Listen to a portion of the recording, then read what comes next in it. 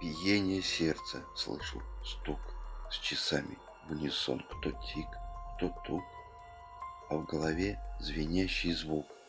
Замкнулся смутных мыслей круг, а сердце стройный механизм гоняет кровь и вверх, и вниз. В мельчайшем каждом тельце призм заложен некий синхронизм. Поток крови мозг запитал, а он уже сигнал подал.